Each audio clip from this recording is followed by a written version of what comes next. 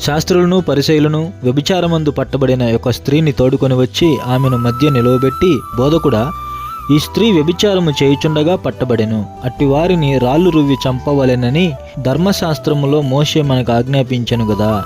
ఆయనను నీవేమి చెప్పుచున్నావని ఆయన నడిగిరి. వారాయనను పట్టువదలకు అడుగుచుండగా ఆయన తల ఎత్తి చూచి, మీలో పాపము లేనివాడు మొట్టమొదట ఆమె మీద రాయి వేయవచ్చునని వారితో చెప్పి మరలా వంగి నేల మీద వ్రాయిచుండెను. వారా మాట విని పెద్దవారు మొదలుకొని చిన్నవారి వరకు ఒకని వెంట ఒకడు బయటికి వెళ్ళిరి. యేసు ఒక్కడే మిగిలెను. ఆ స్త్రీ మధ్యను నిలవబడి ఉండెను.